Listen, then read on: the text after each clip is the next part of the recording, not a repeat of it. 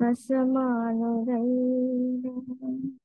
నీదు ప్రేమను నిలదీనితో సరిచూతును. నా ప్రేమ మూర్తేసు నీ ఉండగా నేనింక వేరేమి కోరుకొందును. అతి శ్రేష్ఠుడా అద్వితీయుడా నిన్నెవరితో సరిచూతును. పరిశుద్ధుడా ప్రేమ గల తండ్రి, మీకు వందనాలు స్తోత్రాలు చెల్లిస్తూ ఉన్నాము. మహోన్నతుడా, మహాగణుడా, అద్వితీయ సత్యదేవుడా, మీకు స్తుతులు స్తోత్రాలు. మా నాయన సమీపింపరాని తేజస్సులో ఉన్న మహా గొప్ప దేవుడవు తండ్రి, మీకు వందనాలు స్తోత్రాలు చెల్లిస్తూ ఉన్నాము ప్రభువా.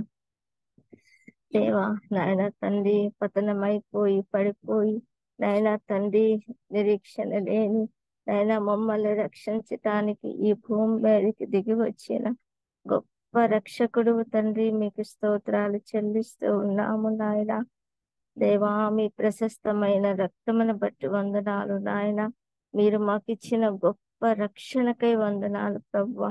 మాకిచ్చిన నిత్య జీవమును బట్టి వందనాలు స్తోత్రాలు చెల్లిస్తూ ఉన్నాము ప్రభువా. మీ కృప కనికరమును బట్టి, మీ ప్రేమను బట్టి, మీ దయను బట్టి వందనాలు స్తోత్రాలు చెల్లిస్తూ ఉన్నాము నాయన. మమ్మల్ని సజీవ లెక్కలో ఉంచినందుకు వందనాలు చెల్లిస్తూ ఉన్నాము ప్రభువా.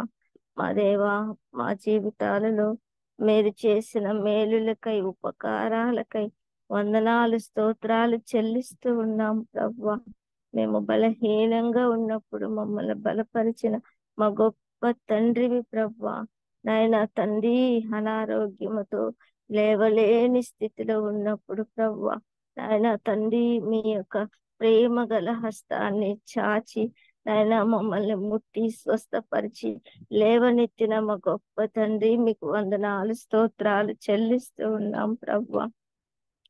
దేవా నాయన మిమ్మల్ని ప్రేమిస్తూ ఉన్నాం ప్రభువా, ఆరాధిస్తూ ఉన్నాము, ఘనపరుస్తూ ఉన్నాము మా తండ్రి. మీకు వందనాలు చెల్లిస్తూ ఉన్నాం ప్రభువా. మాకు ఇచ్చిన ఈ శ్రేష్టమైన సమయాన్ని బట్టి వందనాలు చెల్లిస్తూ ఉన్నాము ప్రభువా. దేవా మీ దీన దాసుడిని ప్రభువా, ఆయన తండ్రి ఆయన జేసురత్నమయ్య గారిని మీ సిలువ చాటున మరుగు చేసుకొని మీ ఆత్మతో నింపి దేవా మాతో మాట్లాడండి తండ్రి. వాక్య పరిచర్యలో మీ బలమైన హస్తాన్ని మీరు తోడుగా ఉంచమని ప్రార్థిస్తూ ఉన్నాము తండ్రి. మీకు స్తోత్రాలు నాయన. నాతో మాతో మా అందరితో మాట్లాడమని ప్రార్థిస్తూ ఉన్నాం ప్రభువా. ఆయన మీరు మాట్లాడితే మేము బ్రతుకుతాం ప్రభువా. మీరు మాట్లాడితే మేము జీవాన్ని పొందుకుంటాం ప్రభువా. మేము ఉజ్జీవింపబడతాము తండ్రి. దేవా నాయన మాతో మాట్లాడండి ప్రభువా. మమ్మల్ని సరిచేయండి ప్రభువా. మమ్మల్ని బలపరచండి ప్రభువా. నా దేవా మీకు స్తోత్రాలు చెల్లిస్తూ ఉన్నాము ప్రభువా. దేవా మీకు వందనాలు స్తోత్రాలు నాయన. జీవం చుట్టూ మీరు కంచి వేయండి. ఎలాంటి టెక్నికల్ ప్రాబ్లమ్స్ రాకుండా సహాయం చేయమని ప్రార్థిస్తూ ఉన్నాము మా నాయన. దేవా కూటంలో గొప్ప ఉజ్జీవం దయచేయండి అయ్యా. పరలోకపు వాతావరణము దయచేయమని ప్రార్థిస్తూ ఉన్నాము తండ్రి. దేవా ముందున్న సమయాన్నంతటిని మా దేవ దీవెనకరముగా ఆశీర్వాదకరముగా చేయమని మా రక్షకుడైన యేసుక్రీస్తు నామంలో స్తుతించి అడిగి వేడుకొనిచున్నాము తండ్రి. ఆమేన్. ఆమేన్. ఆమేన్. ప్రైజ్ లార్డ్ సిస్టర్ గారు. దేవుని నామానికి మహిమ కలుగును గాక. Praise the Lord. కూడి వచ్చిన పరిశుద్ధులందరికీ దేవుని నామంలో వందనాలండి.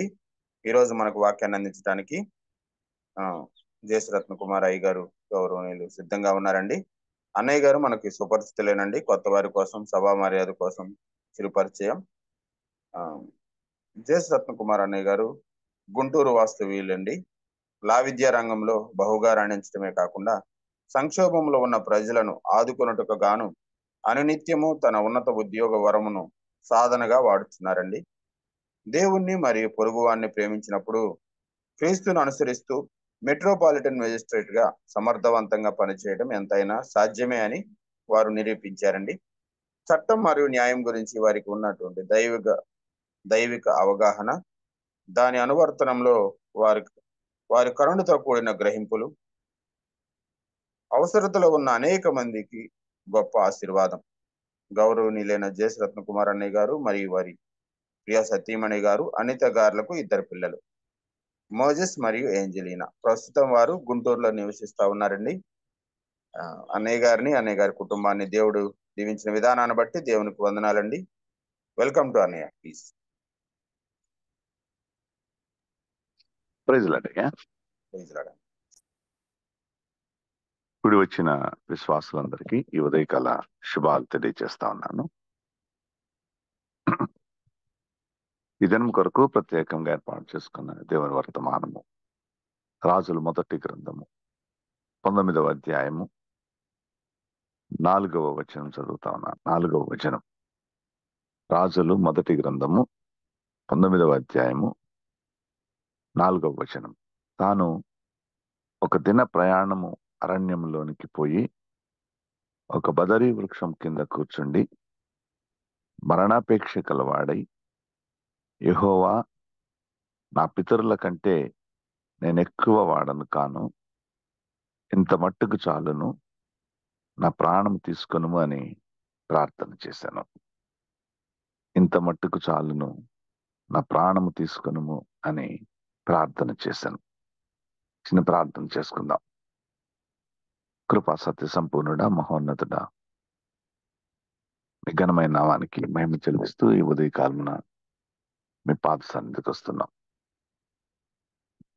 మంచి సమయము మాకు అనుగ్రహించారు తండ్రి. నాయన, మీ మెల్లనైన స్వరంతో మాకు బోధించమని ప్రార్థన చేస్తున్నాం. వాక్యము మా శరీరాత్మలను నూతన పరుస్తూ ఉంటుంది. వాక్యమే సత్యం కాబట్టి మీ వాక్యములో మేము నిలిచి ఉండటానికి మేము ఇష్టపడుతున్నాం. కాబట్టి మీరు మమ్మలను బోధించి మమ్మలను సరిచేయండి ప్రభువా. మీరు మాకు బోధించి మమ్మలను నూతన పరచండి తండ్రి. మరి యొక్క నూతన దినమున ఆయన మీ స్వరాన్ని వినటానికి మేము ఇష్టపడుతుండగా మా మధ్య సంచరించి దేవుడవు, మాకు తోడుగా ఉండి మానవుల దేవుడవు. కాబట్టి మిమ్మల్ని మహిమపరుస్తూ మేము వాక్యంలోనికి వెళ్తున్నాం తండ్రి. వినగలిగేటువంటి చెవులను గ్రహించే హృదయాన్ని కూడా మాకు అనుగ్రహించమని ఈ ప్రార్థన మా రక్షకుడైన క్రీస్తు యేసు పేరిట వేడుకొని సమర్పిస్తున్నాం తండ్రి. ఆమేన్. బైబిల్ గ్రంథంలో ఏలియా ప్రవక్తను గురించి తెలియనటువంటి వారు ఉండరు. ఏలియా ప్రవక్త ఒక ప్రత్యేకమైనటువంటి ప్రవక్త, ఒక గొప్ప ప్రవక్త కూడా. ఏలియా అనే మాట వినగానే ఇక నుంచి మనకు ఒక అర్థం గుర్తు రావాలి. యావే ఈజ్ మై గాడ్ అని, యెహోవా నా దేవుడు అని అర్థం. యెహోవా నా దేవుడు. ఇశ్రాయేలీయులందరినీ యెహోవా దేవునిగా గల జనము అని అంటారు. మనం కూడా విశ్వాసులుగా యెహోవా నా దేవుడు అని అర్థం. అంటే ఏలియా అనేటువంటి మాటకు అర్థం ఏమిటంటే యెహోవా ఈజ్ మై గాడ్, యావే ఈజ్ మై గాడ్, యావే ఈజ్ మై గాడ్. నేను చాలా కాలం టీచర్కి చేశాను. టీచింగ్ నాకు చాలా ఇష్టం. అయితే నేను టీచ్ చేసేటప్పుడు ఎప్పుడు అనుకుంటా ఉంటాను, నా క్లాస్ అయిపోయే లోపు పిల్లలు ఎప్పుడు మర్చిపోకుండా ఒక పాయింట్ అయినా నేర్చుకోవాలి అని ఉండేది నాకు టీచర్గా. అందుకొరకు కొన్నిసార్లు నేను రిపీట్ చేస్తూ ఉంటాను. రిపీట్ చేసిన మాటలు జీవితకాలం అంతా గుర్తుంచుకోవాలి, మర్చిపోకూడదు అనేది నా ఉద్దేశం. కాబట్టి ఇక నుండి ఎప్పుడు ఏలియా అనే పేరు గుర్తొచ్చినా మనకి యెహోవా నా దేవుడు, యావే ఈజ్ మై గాడ్ అనుకోవాలి.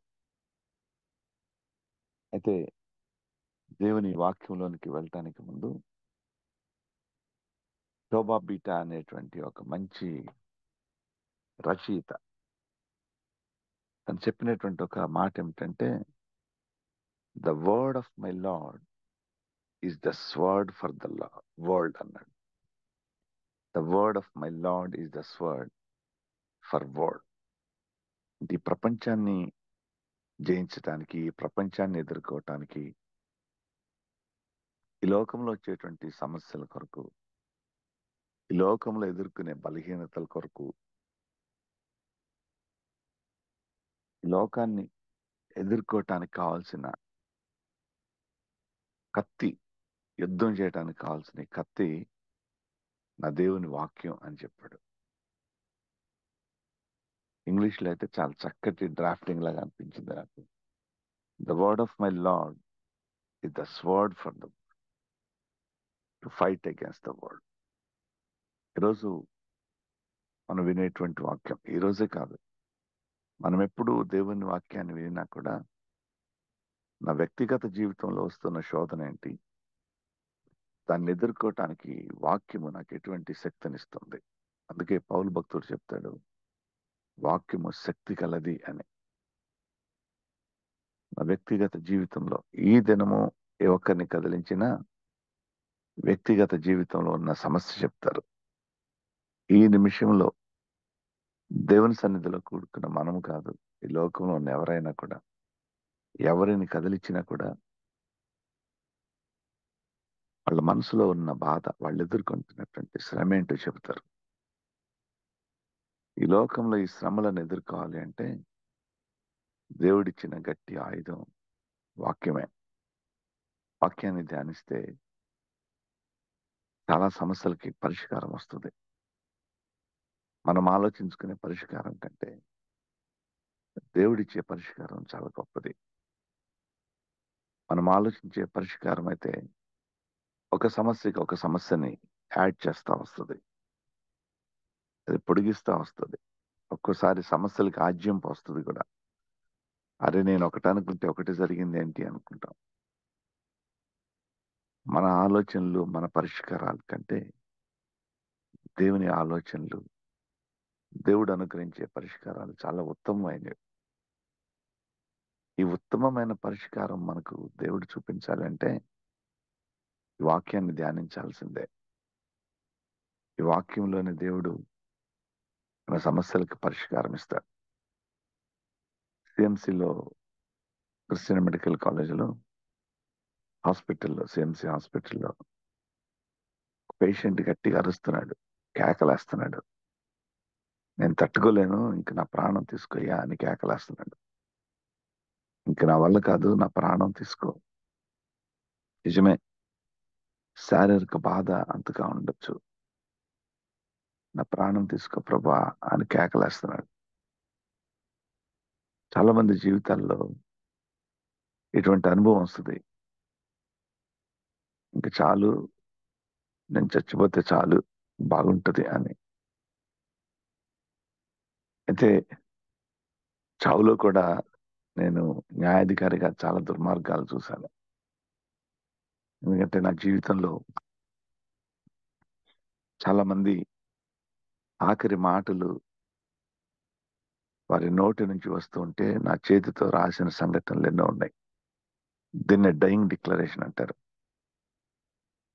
నేను వాళ్ళని ప్రశ్న అడుగుతూ ఉంటాను, మీరెందుకు చనిపోవాలనుకున్నారు, మీరెందుకు ఒళ్ళు కాల్చుకున్నారు, మీరెందుకు సూసైడ్ అటెంప్ట్ చేశారు, మీరెందుకు చనిపోవాలనుకున్నారు, ఈ ప్రశ్నలు అడిగి కొన్ని వందల డయింగ్ డిక్లరేషన్స్ రాశాను.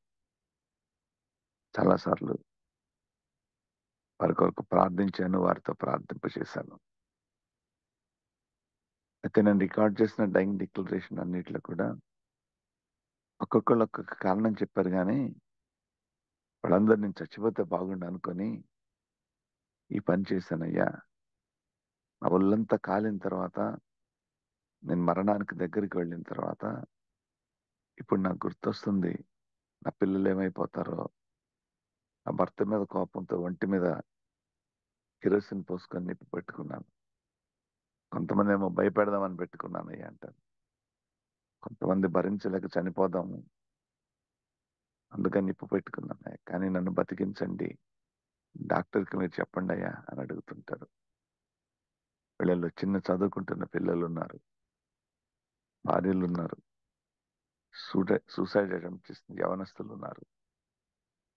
వీరందరూ ఇంక చాలు ఈ బతుకు, నేను చనిపోతాను, ఇంక నాకు ఈ జీవితం వద్దు అని ప్రయత్నించినటువంటి వారే.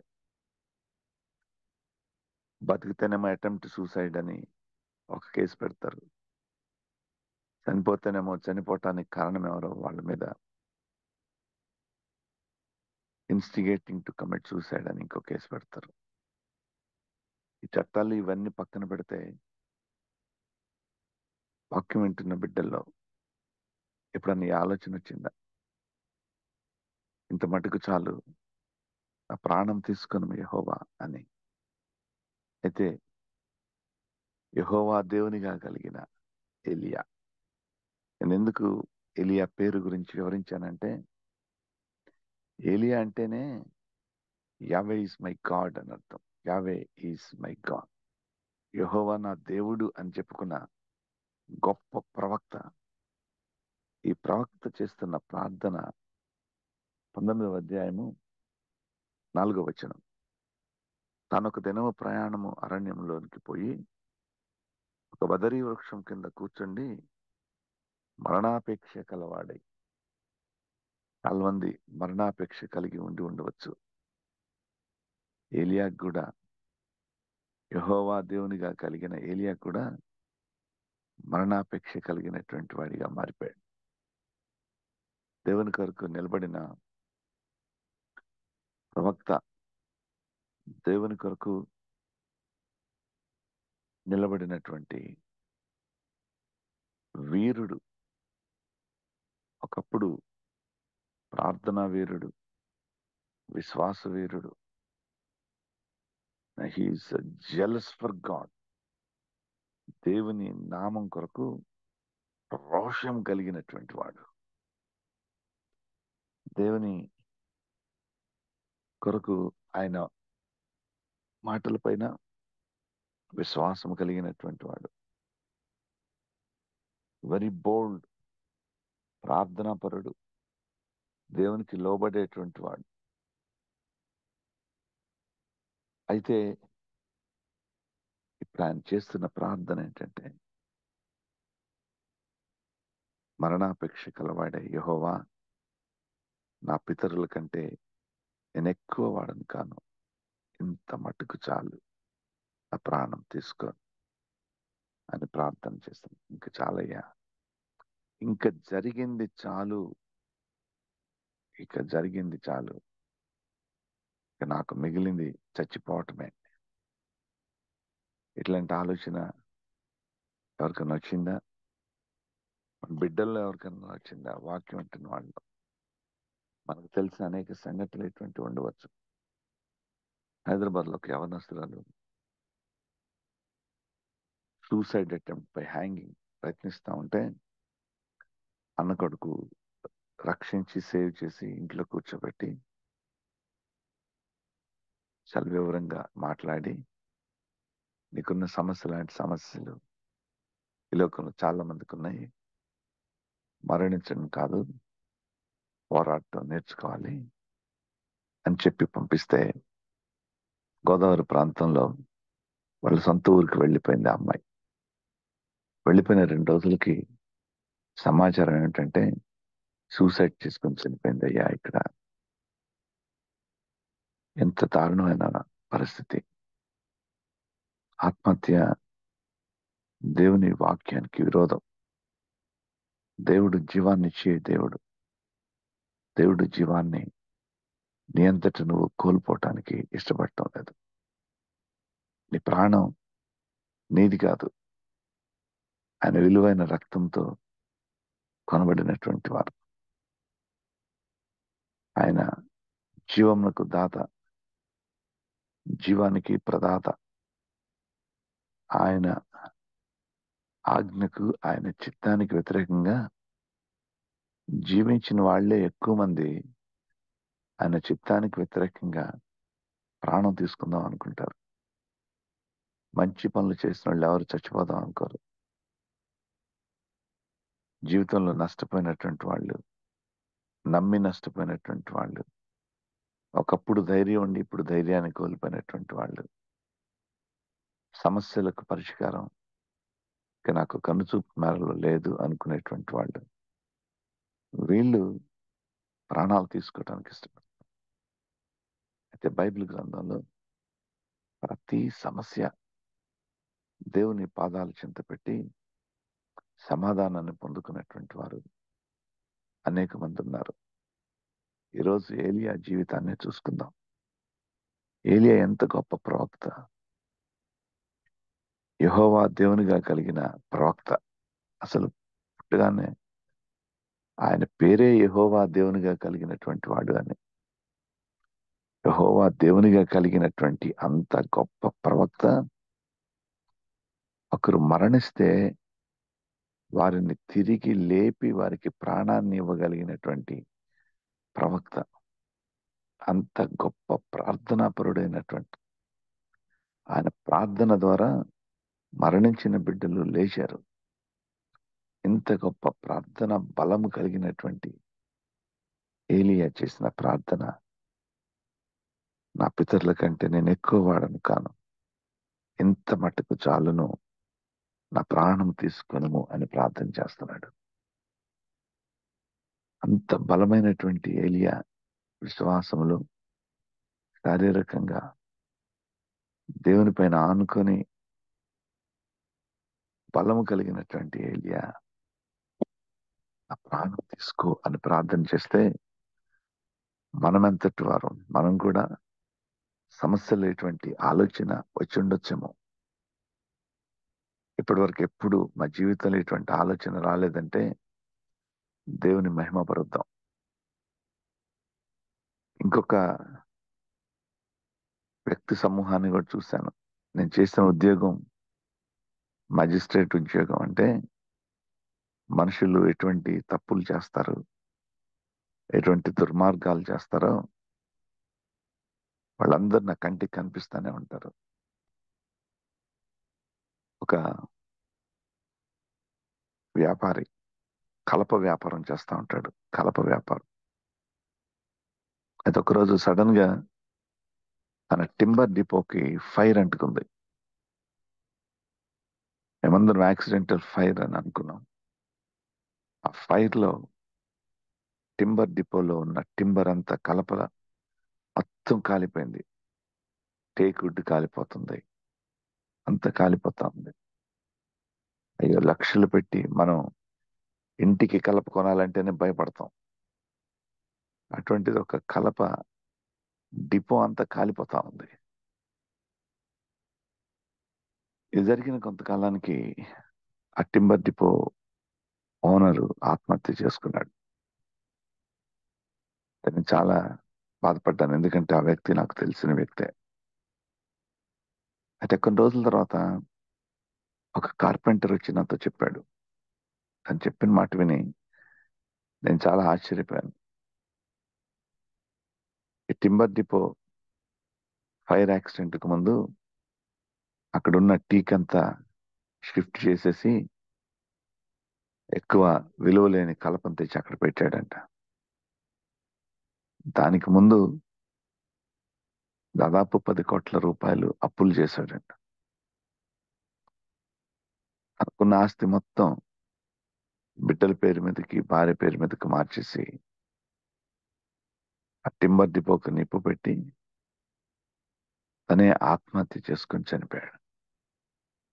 లోకమంతా టింబర్ డిపో కాలిపోయింది, వ్యాపారంలో నష్టం వచ్చి ఆత్మహత్య చేసుకున్నాడు అనుకుంటే, తన వ్యక్తిగతంగా బిడ్డలను కోటీశ్వరులను చేసి తన ప్రాణం పోగొట్టుకున్నాడు. అసలు ఎంత ఆలోచన మనుషులు ఎట్లా చేస్తారని అనిపించింది నాకు. అమ్మో, ఎంత భయంకరం. పద్ధతి ప్రకారం బిడ్డలకు ఆస్తులు ఇచ్చి తన ప్రాణం తీసుకున్నాడు. ఇది రెండో రకం. వీళ్ళు ఇంత మటుకు చాలు, నా ప్రాణం తీసుకోదేవా అనేటువంటి రకం కాదు. చాలా కన్నింగ్ ఆలోచన. అప్పు ఇచ్చినటువంటి వారందరూ మోసపోయారు. వారి కుటుంబాలు నాశనం అయిపోయినాయి. వడ్డీలకి అలవాటు పడి అప్పులు ఇస్తే ఆ అప్పులు ఇలాంటి పరిస్థితులకు దారితీస్తాయి. సో మనుషులు అనేక కారణాల చేత ఇటువంటి ఆలోచనలు చేస్తూ ఉంటారు. ఏలియానే ఈ ప్రార్థన చేస్తే ఎటువంటి ఏలియా ఈ ప్రార్థన చేశాడో ఒకసారి దేవుని వాక్యంలో చూద్దాం. 17వ అధ్యాయము మొదటి రాసుల గ్రంథము 17వ అధ్యాయం మొదటి వచనంలో యెహోవా సన్నిధిని నేను నిలవబడి ఉన్నాను అని చెప్తున్నాడు. ఎంత ధైర్యంగా చెప్పాలండి. అయితే నిన్న ఒక వాక్యం వింటా ఉన్నాను. డేవిడ్ రాజ్ కుమార్ అన్న చెప్తా ఉన్నాడు, మనం ఎక్కడుంటే అక్కడ దేవుని సన్నిధి ఉండటం అనేది నూతన నిబంధనలో క్రీస్తు మరణం తర్వాత ప్రారంభమైందట. పాత నిబంధనలో ఆయన మందస్సం ఎక్కడుందో అక్కడ ఆయన సన్నిధి ఉంటుందంట. ఆయన సన్నిధి ఉండాలి అంటే ఆయన మందసాన్ని తీసుకుని రావాలి. ఆయన మందసం ఎక్కడ పెడితే అక్కడ ఆయన సన్నిధి ఉంటుంది. గృహంలో పెడితే మందసాన్ని, గృహంలో ఆయన సన్నిధి ఉంటుంది. యుద్ధ భూమిలో పెడితే అక్కడ ఆయన సన్నిధి ఉంటుంది. కానీ ఏలియా 17వ వచనంలో చెప్తున్న మాట ఏమిటంటే, నేను యెహోవా సన్నిధిని నిలబడి ఉన్నానని చెప్తున్నాడు. అంటే ఏలియా నేను ఎక్కడుంటే అక్కడ దేవుని సన్నిధి ఉంటది అని చెప్తున్నాడు. యెహోవా దేవునిగా కలిగిన జనులు ఎక్కడుంటే అక్కడ దేవుని సన్నిధి ఉంటది. ఎంత ధైర్యం కావాలండి. అప్పటి వరకు ప్రజలందరూ దేవుని మందసం ఉన్న చోట దేవుని సన్నిధి ఉంటుంది అనుకుంటే, ఏలియా ఇప్పుడు చెప్తున్నాడు, నేను ఇక్కడ నిలబడి ఉన్నాను, ఇక్కడ దేవుని సన్నిధి ఉంది అని చెప్తా ఉన్నాడు.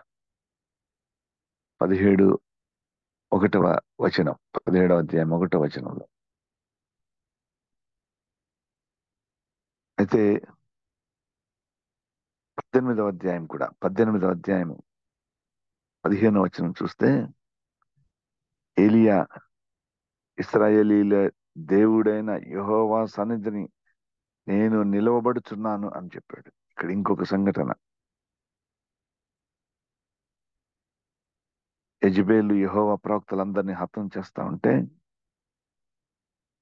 అక్కడ దేవుని కొరకు రోషం కలిగి నిలవబడి అక్కడ ఒక మాట చెప్తున్నాడు, ఇశ్రాయేలీల దేవుడైన యెహోవా సన్నిధిని నేను నిలవబడి ఉన్నాను. యెహోవా దేవునిగా కలిగినటువంటి ఏలియా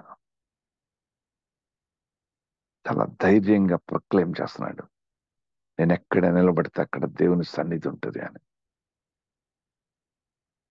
ఇంత ధైర్యంగా దేవుని గురించి, దేవుని సన్నిధి గురించి చెప్పిన ఏలియా చేసిన ప్రార్థన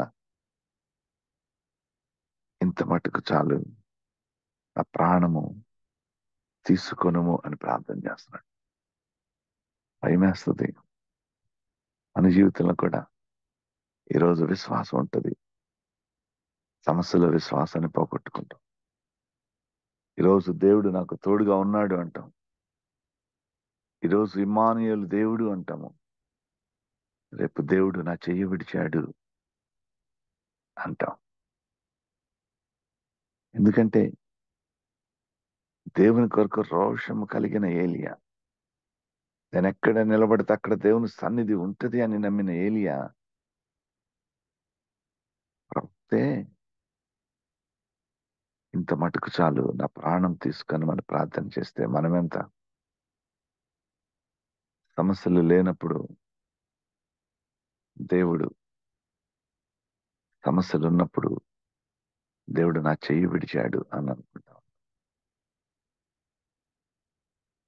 సముద్రపు అలలు కొడతా ఉంటే పేతురు కూడా చేతులెత్తి కేకలేస్తా ఉన్నాడు.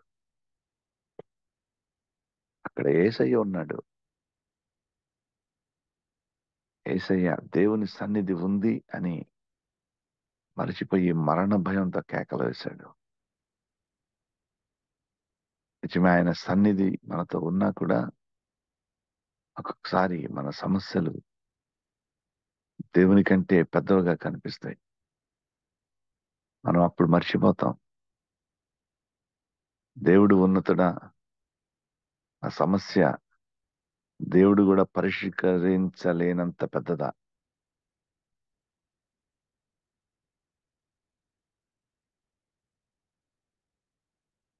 ఈ పరిస్థితుల్లో దేవుడు కూడా సహాయం చేయలేడు అని చాలాసార్లు అనుకుంటాం మేము. కానీ దేవుని కొరకు మనం నిలబడేటువంటి వారిగా ఉండాలి, విశ్వాసం కలిగినటువంటి వారిగా ఉండాలి. అయితే దేవుని వాక్యంలో ఏలియా చాలా ఒబీడియంట్ గా, దేవునికి నమ్మకమైనటువంటి వాడిగా ఉన్నాడు, విశ్వాసం కలిగినటువంటి వాడిగా ఉన్నాడు. 17వ అధ్యాయంలో మొదటి వచనాలు చూస్తే, ఏలియా అహాబు దగ్గరకు వచ్చాడు. అహాబు చాలా దుర్మార్గుడైనటువంటి రాజు. 16వ అధ్యాయం 29వ వచనంలో ఈ అహాబు గురించి రాయబడి ఉంది. యూదా రాజైన ఆసా ఏలుబడిలో 38 సంవత్సరములు ఒమ్రీ కుమారుడైన అహాబు ఇశ్రాయేలు వారికి రాజు అయి ఉండెను. ఇశ్రాయేలు రాజు అహాబు. అయితే ఇతను 22 సంవత్సరాలు ఇశ్రాయేలును పరిపాలిస్తూ వచ్చాడు. ఇతను ఎటువంటి వాడు అంటే 31వ వచనం, నెబోతు కుమారుడైన యెరోబాము జరిగించిన పాపక్రియలను అనుసరించి నడుచుకొనుటకు స్వల్పగతి అనుకొని అతడు సిదోనీయులకు రాజైన ఎద్బయలు కుమార్తె అయిన యెజెబెలును వివాహము చేసుకున్నాను. ఎంత దుర్మార్గుడంటే యెరోబాము జరిగించినటువంటి పాపం కంటే ఇంకా ఎక్కువ పాపం చేస్తా ఉన్నాడు ఈ రాజు. దుర్మార్గుడైనటువంటి రాజు. షమ్రోన్లో తాను బయలుకు కట్టించిన మందిరము ముందు ఒక బలిపీఠం కట్టించాడు. బయలు దేవతకు ఒక బలిపీఠం కట్టించాడు. దేవతా స్తంభం ఒకటి నిలబెట్టాడు. తన పూర్వపు రాజులు, ఇశ్రాయేలీయుల రాజుల కంటే మరి ఎక్కువ పాపం చేసినానుంది. అప్పటి వరకు ఉన్న రాజులందరికంటే ఇంకా ఎక్కువ పాపం చేశాడు. ఎంత దుర్మార్గుడు, పాపి అయినటువంటి వాడు. అయితే తను యెజెబెలును వివాహం చేసుకున్నాడు. వాక్యం చూస్తుంది. యెజెబెలును వివాహం చేసుకుంటే యెజెబెలును గురించి ప్రకటన గ్రంథము 2వ అధ్యాయం, ప్రకటన గ్రంథము 2వ అధ్యాయం 20వ వచనం, 20వ వచనం,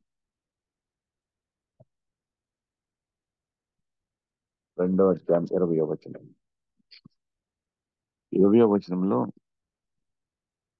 అయినను నీ మీద తప్పు ఒకటి నేను మోపవలసి ఉన్నది, ఏమనగా తాను ప్రవక్తినని చెప్పుకొనుచున్న యెజెబెలను స్త్రీని నీవు ఉండనిచ్చుచున్నావు. చారత్వం చేయుటకును విగ్రహములకు బలి ఇచ్చిన వాటిని తినుటకును అది అంటే యెజెబెలు అది నా దాసులకు బోధించుచు వారిని మోసపరచుచున్నది. యెజెబెలు ఎటువంటిది అంటే, ప్రవక్తనని చెప్పుకుంటూ జారత్వము, విగ్రహాలకు బలి ఇవ్వటం, బలి ఇచ్చినటువంటి వాటిని భుజించటం, ఇంత భయంకరమైనటువంటి స్త్రీని వివాహం చేసుకున్నాడు ఆహాబు. బయలుదేవతకు ఒక ఆలయాన్ని కట్టించాడు. బయలుదేవతకి దేవతా స్తంభం ఒకటి కట్టించాడు.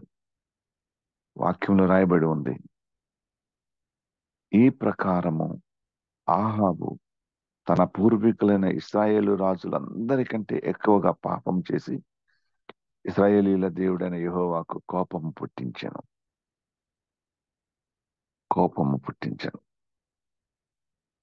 ఇంత దుర్మార్గుడైనటువంటి రాజు దగ్గర ఏలియా నిలబడి ఉన్నాడు. రాజు పాపి, దుర్మార్గుడు. రాజు భార్య యెజబెలు విగ్రహాలకు, బయలుదేవతలకు వాళ్ళు పెద్ద పెద్ద గుడులు కట్టించి దేవతా స్తంభాలు కట్టించారు. ఆ రాజు ఎదుట ఏలియా.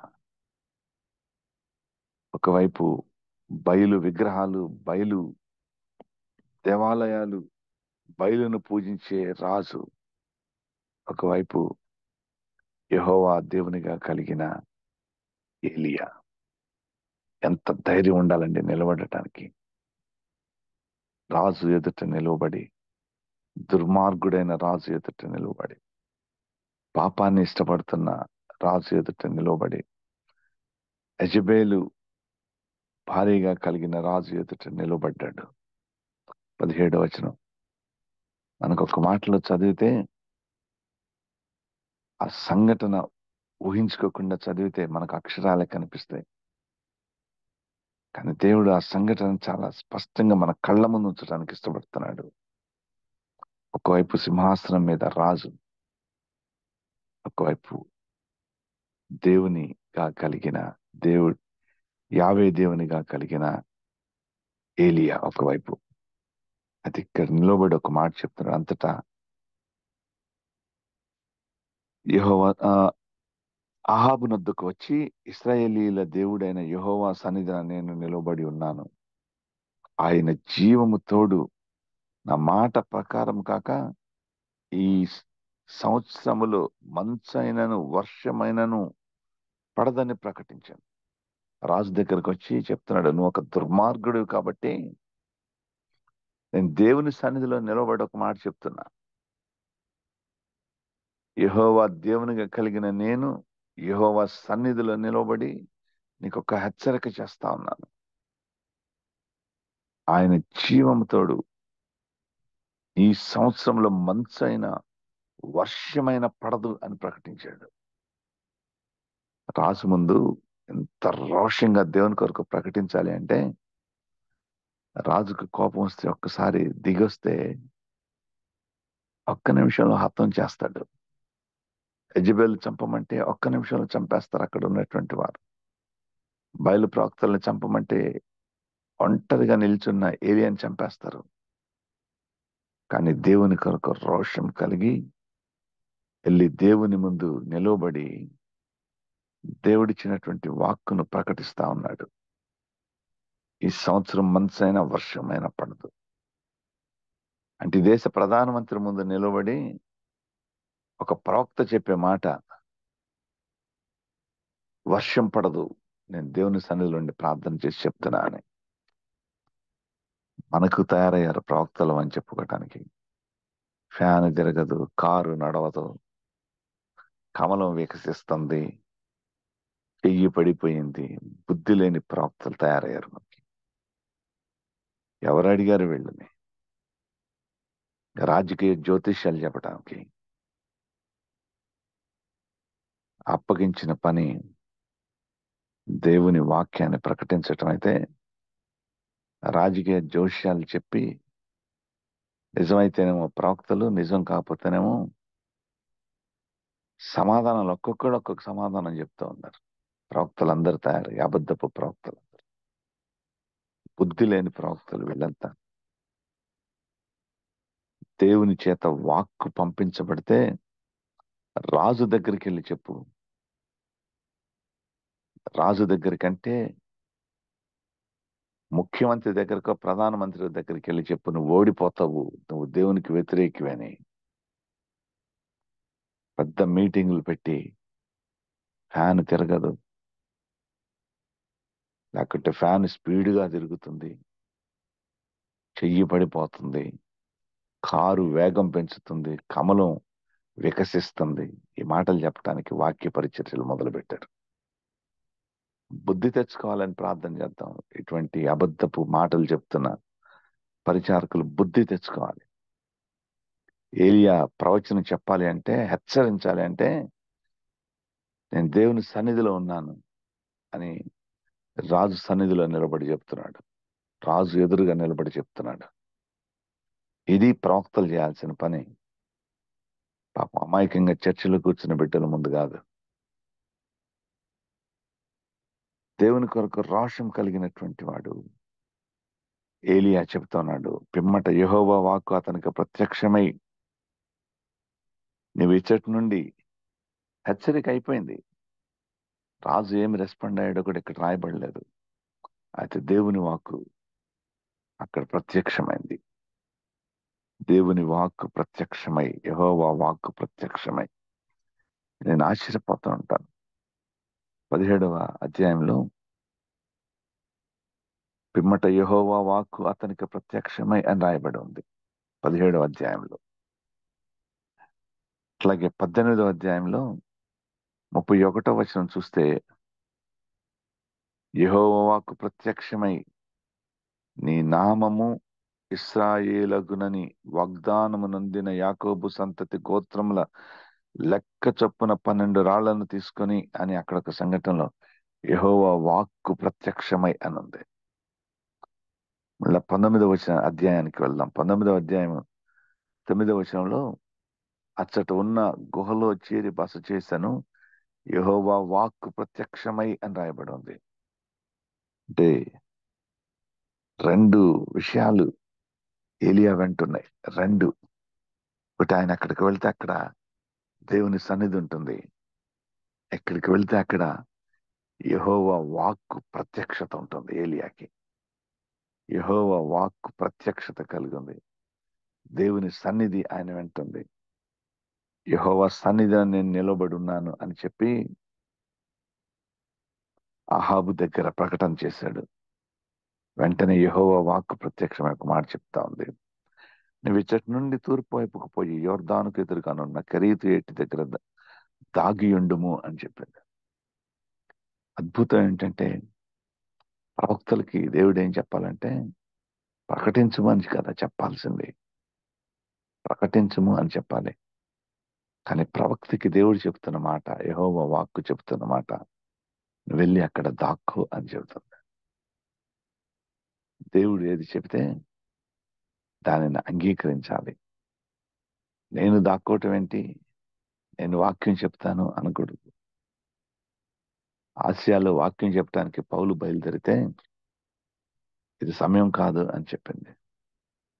నేను ఎక్కడ వాక్యం చెప్పాలి, నేను ఎక్కడ నిలవబడాలి, నేను ఎవరికి వాక్యం చెప్పాలి, దేవుణ్ణి అడిగితే దేవుడు గైడ్ చేస్తాడు. అయితే ఇక్కడ దేవుని వాక్కు ప్రత్యక్షమై, యెహోవా వాక్కు అతనికి ప్రత్యక్షమై, కెరీతు ఏటి దగ్గర దాగి ఉండుము అని చెప్పింది. నువ్వు దాగి ఉండటానికి వెళ్ళు అంటే దాక్కుని ఉండటానికి వెళ్ళిపోయాడు. రాజు మీద ధైర్యంగా ప్రకటించు రాజు దగ్గర అంటే ధైర్యంగా ప్రకటించాడు. నువ్వు ఇప్పుడు వెళ్ళి దాక్కో అంటే దాక్కోవటానికి వెళ్ళిపోతున్నాడు. ఆ ఏటి నీరు నీవు త్రాగుదువు, అచ్చటికి నీకు ఆహారం వచ్చినట్లు నేను కాకోలములకు ఆజ్ఞాపించితనని అతనికి తెలియచేయగా అతడు పోయి అని రాయబడింది. ఎక్కడికి పోయాడు అంటే, నేను అతడు పోయి అనే మాట అండర్లైన్ చేసుకుని ఉన్నా, బ్లాక్ చేసుకుని. ఎక్కడికి పోతున్నాడు అంటే దాక్కోటానికి పోతున్నాడు. అతడు పోయి ఎక్కడికి పోతున్నాడు అంటే దేవుడు ఆజ్ఞ ఇచ్చిన చోటుకి వెళ్తున్నాడు. దేవుడు సెలవిచ్చిన చోటుకి వెళ్తున్నాడు. దేవుడు పంపించిన చోటుకి వెళ్తున్నాడు. ఎందుకొరకు అంటే దాగి ఉండటానికి వెళ్తున్నాడు. రోషము కలిగిన ఏలియా దేవుడు ఆజ్ఞిస్తే ఆయన ఒబీడియన్స్ చూపించి దాక్కోటానికి వెళ్తున్నాడు. కెరీతు ఏటి దగ్గర దాగియుండుము అని రాయబడి ఉంది. అతడు పోయి యెహోవా సెలవు చొప్పున యొర్దాను ఎదురుగానున్న కెరీతు ఏటి దగ్గర నివాసం చేశాను. అక్కడ కాకోలములు ఉదయమందు రొట్టెను మాంసమును అస్తమయమందు రొట్టెను మాంసమును అతని యొద్దకు తీసుకుని వచ్చుచుండెను. అతడు ఏటి నీరు త్రాగుచు వచ్చెను. కొంతకాలమైన తర్వాత దేశములో వర్షము లేక ఆ నీరు ఎండిపోయాను అని రాయబడం. కాకోలముల గురించి కూడా ఇవి చేతిలో లాక్కపోవడం, కాకెత్తుకుపోద్ది అంటారు అందరూ. చిన్నప్పుడు మనకి చెప్తుంటారు కాకెత్తుకుపోద్దరా అని. చేతిలో పెట్టుకొని బయట తిరగకు, కాకెత్తుకుపోద్ది. ఇప్పుడు జనాలు పెరిగిపోయి బిల్డింగ్లు పెరిగిపోయినాయి కాబట్టి సరిపోయింది. పూర్వం మిషనరీ కాంపౌండ్లు వాటిలో ఉన్న వాళ్ళకి అర్థమవుద్ది. చేతిలో డోనట్స్ పట్టుకొని నడుస్తూ ఉంటే బిడ్డలు కాకొచ్చి ఎత్తుకుపోద్ది, కాకెత్తుకుపోద్ది. ఆహారాన్ని ఎత్తుకుపోయే కాకి ఆహారాన్ని అందించడానికి వస్తుంది. దేవుని సృష్టిలో దేవుని మాట వినని ఏ జీవి లేదు, మనుషులు తప్ప. ఆయనకేమో అన్ని జీవుల కంటే మనుషులు ఇష్టం. కానీ మనుషులేమో ఆయన చెయ్యి విడిచిపెట్టడానికి ఇష్టపడతా ఉంటారు. కాకోలంలో ఉదయమందు రొట్టెను మాంసమును అస్తమయమందు రొట్టెను మాంసమును అతని వద్దకు తీసుకొని వస్తా ఉన్నాయి. మొదటి 7 వచనాల్లో ఏలియా ఎటువంటి ఒబీడియన్స్ కలిగినటువంటి వాడో తెలియజేస్తా ఉంది. ఆయన ఒబీడియన్స్ 8వ వచనం నుంచి 24వ వచనం వరకు ఆయన చేసిన అద్భుతాలు కనిపిస్తా ఉంటాయి. 8వ వచనం తర్వాత ఆయన యెహోవా వాక్ అతనికి ప్రత్యక్షమై, ఇంకొకసారి యెహోవా వాక్ ప్రత్యక్షమైంది. మనం ఎక్కడికి నడవాలి, దైవజనులుగా దేవుడు మనలను అంగీకరిస్తే మనము ఎక్కడికి నడవాలో ఆయన మార్గం చూపిస్తాడు. 17వ వచనం అధ్యాయం 1వ వచనంలో అహాబు దగ్గరికి వెళ్ళమంటే వెళ్ళాడు, హెచ్చరించాడు. 2వ వచనంలో 3వ వచనంలో కెరీతు వాగు దగ్గరికి వెళ్ళి దాక్కు అంటే వెళ్ళిపోయాడు, దాక్కున్నాడు. 8వ వచనంలో మరలా యెహోవా వాక్కు ప్రత్యక్షమై నువ్వు సీదోను పట్టణ సంబంధి అయిన సారేపతు ఊరికి వెళ్ళమని చెప్పాడు. సారేపతు అనే ఊరు ఇశ్రాయేలులో ఉన్నటువంటి ఊరు కాదు. ఈ సారేపతు అనేటువంటి ప్రాంతానికి వస్తే ఇక్కడ క్షామం ఉంది. అక్కడ ఒక స్త్రీని ఒక మాట అడుగుతున్నాడు. ఆమెను పిలిచి 10వ వచనం 17వ అధ్యాయము 10వ వచనం ఆఖరి భాగంలో ఒక విధవరాలు అచ్చట కట్టెలేరుట చూచి ఆమెను పిలిచి త్రాగుటకు పాత్రతో కొంచెం నీళ్లు నాకిమ్మని నాకు కొని రమ్మని వేడుకొనాను. ఆమె నీళ్లు తేబోవుటకు పోచుండగా అతడు ఆమెను మరలా పిలిచి నాకు ఒక రొట్టె ముక్కను నీ చేతిలో తీసుకుని రమ్మని చెప్పాను. అందుకు ఆమె నీ దేవుడైన యెహోవా జీవముతోడు తొట్టిలో పట్టెడు పిండియు బుడ్డిలో కొంచెం నూనెయు నా దగ్గర ఉన్నవే కానీ అప్ప మొక్కటైనను లేదు. మేము చావక ముందు నేను ఇంటికి పోయి వాటిని నాకును నా బిడ్డకును సిద్ధం చేసుకున్న వాళ్ళని కొన్ని పుల్లలు ఏరుటకే వచ్చిందని చెప్పాను. ఆహారాన్ని లాక్కుని వెళ్లే కాకులేమో ఆహారాన్ని అందించినాయి. అయితే యెహోవా వాక్కు ప్రత్యక్షమై ఒక మాట చెప్తుందో సారేపతు వెళ్ళు అని. కాకులతో ఉదయము సాయంత్రం భోజనం, పక్కనే నీరు, కెరీతు వాగు, ఒకవైపు వాగు, ఉదయం సాయంత్రం భోజనం. ఎంత సమృద్ధి, ఎంత సంతోషం. అయితే ఇక్కడి నుంచి సారేపతు వెళ్ళంటే అక్కడ నీళ్లు లేవు. దేవుని వాక్కు ప్రత్యక్షమై ఎక్కడికి వెళ్ళమంటే అక్కడికి అడుగులు వేస్తా ఉన్నాడు ఏలియా. ఏలియా ఎక్కడికి వెళ్తే అక్కడ దేవుని సన్నిధి ఉంటా ఉంది. సారేపతు విధవరాల దగ్గరికి వచ్చాడు. ఫుల్నెస్ అంటే కంప్లీట్ కంఫర్ట్ నుంచి తాగటానికి కూడా నీరు లేని, తినటానికి భోజనం లేనటువంటి ప్రాంతం. కంఫర్ట్ నుంచి ఎంప్టీనెస్ కొరకు, కంఫర్ట్ నుంచి ఎంప్టీనెస్. తొట్టిలో కొంచెం పిండే ఉంది. అయితే దేవుడు ఇక్కడికి పంపించింది ఎందుకంటే ఒక అద్భుతమైనటువంటి క్రియలు చేయటానికి, ఒక అద్భుతమైన క్రియ చేయటానికి. అయితే ఇక్కడికి వచ్చిన ఏలియా సారెపతులో గొప్ప పరిచర్య అనుభవాన్ని కనుగొన్నాడు. మరణించిన బిడ్డను తిరిగి లేపాడు. దేవుని ప్రార్థించి మరణించిన బిడ్డను తిరిగి లేపాడు. దేవుని కొరకు రోషం కలిగిన ఏలియా చేసిన ప్రార్థన, ఇంత మటుకు చాలు, నా ప్రాణము తీసుకోము అని. అయితే ఆ తర్వాత అనేక సంఘటనలు ఉన్నాయి. ఈ అనేక సంఘటనలో దేవుని కొరకు రోషంగా నిలబడినటువంటి ఏలియాని చూస్తూ ఉంటాం.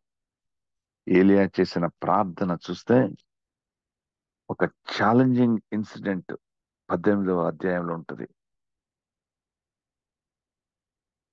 మీరు మీ దేవత పేరు పెట్టి ప్రార్థన చేయండి, నేనైతే యెహోవా నామం బట్టి ప్రార్థన చేతును. ఏ దేవుడు కట్టెలను తగులబెట్టుట చేత ప్రత్యుత్తరం ఇచ్చెనో ఆయనే దేవుడని నిశ్చయించుదము రండి అని ఏలియా మరలా జనులతో చెప్పగానుంది. ఒక ఛాలెంజ్ విసిరాడు యెజబెలు ప్రవక్తలకి, బయలు ప్రవక్తలకి.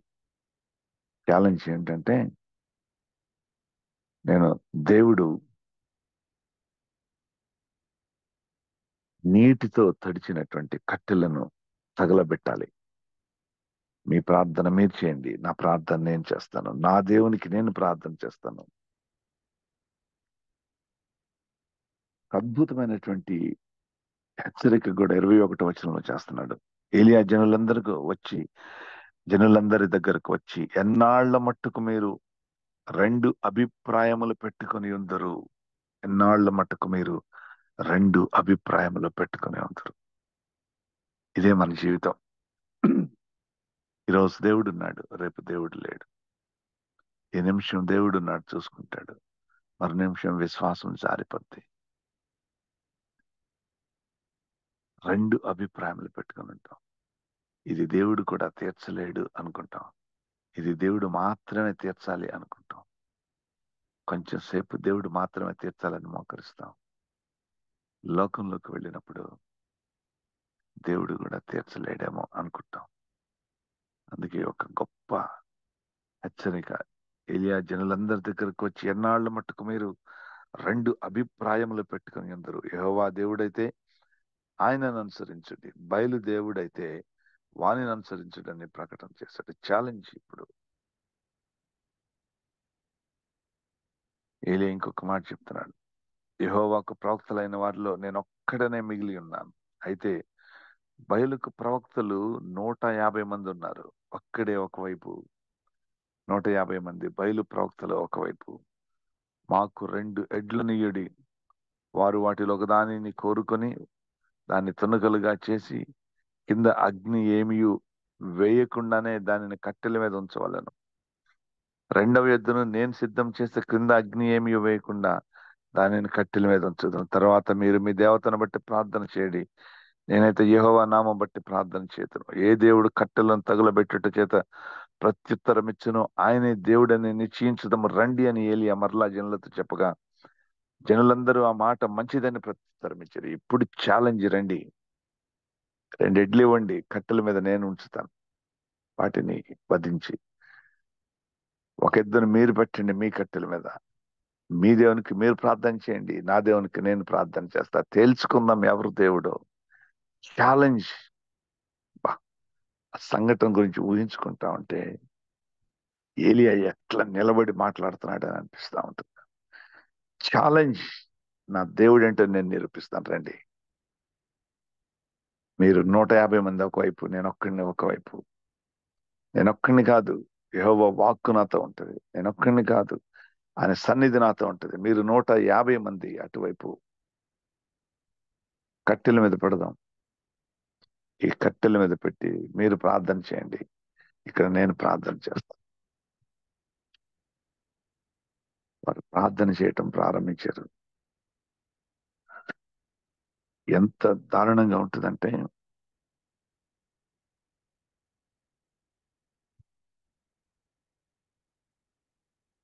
ఇరవై 27వ వచనం చదువుతున్నా. 26వ వచనం ఆఖరిలో, వారు తాము చేసిన బలిపీఠం వద్ద గంతులు వేయటం మొదలుపెట్టింది. ఎగురుతున్నారంట. 150 మంది మేము, ఒక్కళ్ళు ఒకవైపు, అందరూ ఎగురుతా ఉన్నారు. వారంతా గంతులు వేస్తా ఉంటే వారి ప్రార్థన గురించి రాయబడి ఉంది. అయితే మీరు ప్రార్థన చేస్తా ఉంటే 27వ వచనము, మధ్యాహ్నం కాగా ఏలియా వాడు దేవుడై ఉన్నాడు, వాడు దేవుడై ఉన్నాడని ఎంత ధైర్యంగా చెప్తాన్నాడు. 150 పెద్ద కేకలు వేయండి, వాళ్ళని ఇంకా ఇన్స్టిగేట్ చేస్తున్నాడు. ఇంకా కేకలు వేయండి. వాడు ఒకవేళ ధ్యానం చేయొచ్చున్నాడేమో, దూరంలో ఉన్నాడేమో, ప్రయాణం చేయొచ్చున్నాడేమో, వాడు నిద్రపోతున్నాడేమో, మీరు ఒకవేళ లేపవలసి ఉందేమో అని అపహాస్యం చేయగా హేళన చేస్తున్నాడు దేవత. చేయండి, ఇంకా ప్రార్థన చేయండి, మీ ప్రార్థన నేను వస్తాడేమో చూడండి, పెద్ద కేకలు వేయండి. ఒకవేళ మధ్యాహ్నం పూటనే ధ్యానం చేస్తున్నాడేమో లేపండి, ఇంకా దూరంగా ఉన్నాడేమో పిలవండి, ప్రయాణం చేస్తున్నాడేమో రమ్మని చెప్పండి, నిద్రపోతున్నాడేమో, ఒకవేళ లేపవలసి వస్తుందేమో, నిద్రపోతుందేమో, ఇంకా వేయండి కేకలు, వేసుకోండి కేకలు. ఒక్క ఏలియా ఒకవైపు, 150 మంది బయలుదేవతలు ఒకవైపు. ఈ వాక్యం అంతా, ఈ అధ్యాయం అంతా చదివితే దేవుడు చేసిన అద్భుతం కనిపిస్తా ఉంటది. 36వ వచనం నుంచి 36, 37 ఈ 2 వచనాలు. యెహోవా నా ప్రార్థన ఆలకించుము, యెహోవావైన నీవే దేవుడివై ఉన్నావనియు, నీవు వారి హృదయములను నీ తట్టుకు తిరగచేయుదువనియు ఈ జనులకు తెలియచేయనట్లుగా నా ప్రార్థన అంగీకరించుము అని ప్రార్థన చేశాడు. అతడు ఇలా ప్రార్థన చేస్తుండగా యెహోవా అగ్ని దిగి దహన బలి పశువులను, కట్టెలను, రాళ్లను, బుగ్గిని దహించి కందకమందున్న నీళ్లను ఆరిపోచేసాను. ఏమేం దహించేటండి? పశువుని, కట్టెలను, రాళ్లను, బొగ్గిని దహించింది. రాళ్ళు కూడా మాడి మసైపోయినాయి అంటే యెహోవా సన్నిధి అక్కడ రావుగా. ఎంత గొప్ప ఫైట్ చేసినటువంటి ఏలియా. నా దేవుడు నా వైపు, విగ్రహాలు మీ వైపు, నిజమైన దేవుడు నాతో ఉన్నాడు, విగ్రహము నీ వైపు ఉంది. ఎంత ప్రార్థన పోరాటం చేసిన ఏలియా. 19వ వచనం ప్రారంభంలో ఒక మాట చెప్పండి. ఏలియా చేసినదంతా అతడి ఖడ్గం చేత ప్రవక్తలందరినీ చంపినటువంటి సంగతి ఆహాబు యెజెబెలుకు తెలియచెప్పకంటే భార్యకెళ్ళి చెప్పాడు. ఏలియా ఇట్లందరినీ చంపేశాడు, యెజెబెలు ప్రవక్తలందరినీ. యెజెబెలు ఒక దూత చేతి ఏలియాకు ఈ వర్తమానం పంపించను. ఏమని పంపించిందంటే, రేపు ఈ వేళకు నేను నీ ప్రాణమును వారిలో ఒకని ప్రాణం వలె చేయని ఎడల దేవుడు నాకు గొప్ప అపాయం చేయను గాక అని చెప్పింది. దుర్మార్గురాలు. రేపు మధ్యాహ్నం ఈ టైం కల్లా నిన్ను నేను చంపేస్తాను, నేను ఒకవేళ నీ ప్రాణం తీసుకోకపోతే దేవుడు నాకు గొప్ప అపాయం చేయను గాక అని చెప్పుకుంది. ఈ మాట విని భయపడి పారిపోయినటువంటి ఏలియాను మనం చూస్తున్నాం. ప్రాణము కాపాడుకున్నటకై పోయి యూదా సంబంధమైన బెయేర్షెబాకు చేరి అచ్చట ఉండుమని తన దాసులతో చెప్పి తాను ఒక దిన ప్రయాణం అరణ్యంలోనికి పోయి పదరి వృక్షం కింద కూర్చుండి మరణాపేక్ష కలవాడే యెహోవా, నా పితరుల కంటే నేను ఎక్కువ వాడను కాను, ఎంత మటుకు చాలు, నా ప్రాణం తీసుకొనమని ప్రార్థన చేశాను. ఆయన ఇప్పటి వరకు చేసిన ప్రార్థనలన్నీ ఎలా ఉన్నాయి, ఇప్పుడు చేసిన ప్రార్థన ఎలా ఉంది? దేవుని వాక్యం చూస్తే దేవుడు మొట్టమొదట కరీతు వాగు దగ్గరికి వెళ్ళమన్నాడు. దానికంటే ముందు అహాబు దగ్గరికి వెళ్ళమన్నాడు, వెళ్ళాడు. దేవుడు కరీతు వాగు దగ్గరికి వెళ్ళి దాక్కు అన్నాడు, వెళ్ళి దాక్కున్నాడు. సారేపతి వెళ్ళమన్నాడు, వెళ్ళాడు. కానీ పదరి వృక్షం దగ్గరికి మాత్రం తనంతట తాను వెళ్ళాడు. మన నిర్ణయాలు, మన సొంత నిర్ణయాలు, దేవుని నడిపింపు లేని నిర్ణయాలు వాళ్ళని కష్టాల్లోకి నడిపిస్తాయి. రాజు దగ్గర నిలబడి చెప్పాడు. సారేపతు విధవరాలింట్లో గొప్ప అద్భుత కార్యం చేశాడు. దేవుడైతే ఖరీదు వాగు దగ్గర చాలా అద్భుతం చేశాడు. నువ్వు దాక్కో అంటే దాక్కున్నాడు. ఇప్పుడు కూడా దాక్కోవటానికే కదా పరిగెడతా ఉంది. ఇక్కడ అద్భుతం ఏమిటంటే, అవసరమైతే నువ్వు దాక్కో అని నేను చెప్తాను నీకు. నిజంగా అటువంటి అవసరం ఉంటే నువ్వు దాక్కో అని చెప్తాను. అందుకే 17వ అధ్యాయంలో కెరీతు ఏటి దగ్గర దాగి ఉండుము అని చెప్పాడు. వెళ్ళి దాగి ఉండు అక్కడ. ఇప్పుడు కూడా ఒకవేళ యెజెబెలు హెచ్చరికను బట్టి నువ్వు దాక్కోవాలి అంటే దేవుడే చెప్తాడు, నువ్వు వెళ్ళి బదరి వృక్షం దగ్గర దాక్కో అని చెప్తాడు. కానీ ఇక్కడ దేవుడు దాక్కోమని చెప్పలేదు. ఏలియా పరిగెత్తడం ప్రారంభించాడు సొంతంగా. సమస్యలు చూసి పరిగెడుతూ ఉంటే ఆఖరికి మనం ఎటువంటి ప్రార్థన చేసుకోవాల్సి వస్తుంది. ఇంత మటుకు చాలు, నా ప్రాణం తీసుకొని అని ప్రార్థన చేసుకోవాల్సి వస్తుంది. అయితే దీని సమాధానం చూసి వాక్యాన్ని ముగించుకుందాం. అయితే 7వ వచనం చదువుతాను. అయితే యెహోవా దూత రెండవ మారు వచ్చి అతనిని ముట్టి, ఇది రెండవ మారు, మొదటి మారు ఉన్నటువంటిది. ఒక దూత వచ్చి 5వ వచనము, అతడు బదరీ వృక్షం కింద పరుండి నిద్రించుచుండగా ఒక దేవదూత వచ్చి అతనిని ముట్టి, నీవు లేచి భోజనం చేయమని చెప్పాను. అతడు చూచినంతలో అతని తల దగ్గర నిప్పుల మీద కాల్చబడిన అప్పమ్మను నీళ్ల బుడ్డి ఉండెను కనుక అతడు భోజనం చేసి తిరిగి పరుండెను, మళ్ళీ పండుకున్నాడు. అయితే యెహోవా దూత రెండవ మారు వచ్చి అతనిని ముట్టి, నీ శక్తికి మించిన ప్రయాణమునకు సిద్ధమై ఉన్నది, నీవు లేచి భోజనం చేయమని చెప్పినప్పుడు. అయితే ఈ రెండు ఎంత ప్రాముఖ్యమైనవంటే, నువ్వు అలసిపోయి ఉంటే నిన్ను సేద తీర్చడానికి ఆయన సన్నిధి నీకు తోడుగా ఉంటుంది. అయితే ఏలియా చేసిన ప్రార్థన ఎంత మటుకు చాలు, నా ప్రాణం తీసుకున్నామంటే, దీనికి దేవుని సమాధానం ఏమిటంటే, నీకు శక్తికి మించిన ప్రయాణం సిద్ధంగా ఉంది, ఇంకలే అన్నాడు. నా ప్రాణం తీసుకుని యెహోవా అంటే, నీ శక్తికి మించిన ప్రయాణం నీకు సిద్ధంగా ఉంది, లే అన్నాడు. ఈరోజు కూడా మనం ఇంకా నా ప్రాణం తీసుకుంటే, మన శక్తికి మించిన ప్రయాణం ఇంకా సిద్ధంగా ఉంది. ఈ ప్రయాణంలో దేవుడు మనకు తోడుగా ఉండటానికి ఇష్టపడతా ఉన్నాడు. మన ప్రార్థన ఎప్పుడు కూడా ఎంత మటుకు చాలు, నా ప్రాణం తీసుకొని కాదు. యేసయ్య శక్తికి మించిన ప్రయాణాన్ని మన కొరకు సిద్ధం చేస్తా ఉన్నాడు. ఈ లోకంలో అటువంటి ప్రయాణం చేయడానికి మనం అందరం సిద్ధంగా ఉండాలి. అయితే ఈ లోకంలో వచ్చేటువంటి సమస్యలను బట్టి టోబా బీటా తను చెప్పినటువంటి కొటేషన్ తో ముగించడానికి ఇష్టపడుతున్నా. The word of my lord is the sword for the world. ఈ లోకాన్ని జయించడానికి, ఈ లోకంలో ఉన్న సమస్యలు జయించడానికి దేవుని వాక్యమే పరిష్కారం. దేవుని వాక్కు పరిష్కారం. దేవుని వాక్కు ప్రత్యక్షమై సారేపతు వెళ్ళమంటే వెళ్ళాడు. దేవుని వాక్కు ప్రత్యక్షమై కెరీతు వాగు దగ్గరికి వెళ్ళమంటే వెళ్ళాడు. ఇక్కడ దేవుని వాక్కు ప్రత్యక్షం కాలేదు. సొంత నిర్ణయం తీసుకొని బదరి వృక్షం దగ్గరికి వెళ్తే ఇంత మటుకు చాలు అని చెప్పాడు. నా ప్రాణం తీసుకొని ప్రార్థన చేశాడు. కానీ దేవుని సమాధానం ఏంటంటే, నీ శక్తికి మించిన ప్రయాణము సిద్ధంగా ఉంది. దేవుడు తోడుగా ఉంటే మన శక్తికి మించిన ప్రయాణాలు మనం చేస్తాం. పరిశుద్ధాత్మ దేవుడు అటువంటి శక్తిని మనకు అనుగ్రహించును గాక. ఆమేన్. చిన్న ప్రార్థన చేసి ముగిస్తాను. కృపా సత్య సంపూర్ణుడా, మహోన్నతుడా, మీ ఘనమైన నామానికి మేము చెల్లిస్తున్నామయ్యా. నిన్న నేడు రేపు ఏకరీతిగా ఉండి వీడోక ఎడబాయిక ప్రేమించే దేవుడో నాయన.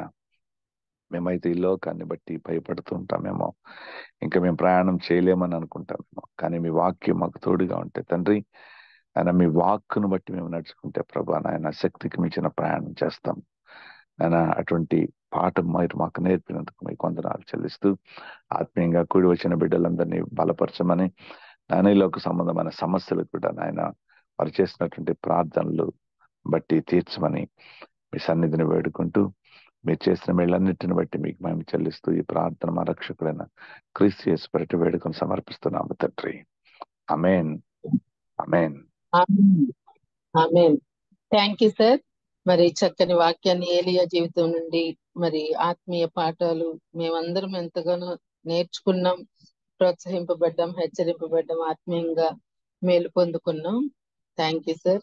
మరి దయచేసి ఈ మెసేజ్ మళ్ళా మీరు వినాలని ఆశపడితే మరి ఈ మెసేజ్ అన్ని రికార్డ్ చేయబడుతున్నాయండి, యూట్యూబ్ లో అవైలబుల్ గా ఉంటాయి. బాబీ రత్నాకర్ అని టైప్ చేస్తే మీకు అందుబాటులో ఉంటాయండి. మరి ఈ రోజు కొత్తగా జాయిన్ అయి ఉన్న వారందరికీ ప్రత్యేక వందనాలు తెలియజేస్తున్నాను. మీరు ప్రతిరోజు జాయిన్ అవ్వాలని ఆశపడితే సేమ్ లింక్ మీద జాయిన్ అవ్వచ్చండి. ముగింపు ప్రార్థన ఆశీర్వాదం ఇవ్వాల్సిందిగా పాస్టర్ మురళీ బాబాయ్ గారిని కోరుతున్నానండి. ప్రార్థన చేసుకుందాం. దయగలిగిన తండ్రి, కృపగలిగిన రక్షక, బంగారు పాదాలకు వందనాలు, స్తోత్రాలు చెల్లిస్తున్నాం. ఇంత పర్యంతం మీ దాసుని నిలబెట్టుకున్నారు. ఏలియా జీవితం నుండి కొన్ని సత్యాల ద్వారా మా ఆత్మీయ జీవితాన్ని మీరు బలపరిచారు. మీకే వందనాలు, స్తోత్రాలు చెల్లిస్తున్నాము ఆయన. కానీ ఏలియా జీవితం తండ్రి మాకు మాదిరికరంగా ఉండడానికి సహాయం దయచేయమని ప్రార్థిస్తున్నాము నాయన. మన ఉద్యోగంలో చేరిన ప్రతి బిడ్డని మీరు ఆశీర్వదించండి, దీవించండి. ఇంకా అనేక మంది బిడ్డల తండ్రి ఉద్యోగంలో పాల్గొని ఆత్మీయంగా బలపడటానికి సహాయం దయచేయమని కూడా ప్రార్థిస్తున్నాను. ఈ జూమ్ కార్యక్రమం నిర్వహిస్తున్నటువంటి బాబీని బట్టి, అలాగే స్వరూప గారిని బట్టి, అలాగే జాన్సమ్ను బట్టి, జీవులో ఉన్న వారందరి పక్షాన ప్రార్థిస్తున్నాను ఆయన. అందరి పట్ల మీరు దాచిన మీరు వారికి అనుగ్రహించమని ప్రార్థిస్తున్నాను ఆయన. అందరూ కూడాను తండ్రి భక్తి శ్రద్ధలతో పాద సన్నిధికి వస్తుండగా మీరే వారిని ఆశీర్వదించమని ప్రార్థిస్తున్నాను ఆయన. నేను లోక సంబంధమైన ఆశీర్వాదాలు కాదు కానీ తండ్రి పరలోక సంబంధమైన ఆశీర్వాదాలు మాకు వచ్చేలాగా మీరు మమ్మల్ని ఆయుత్తపరచమని ప్రార్థిస్తున్నాను ఆయన.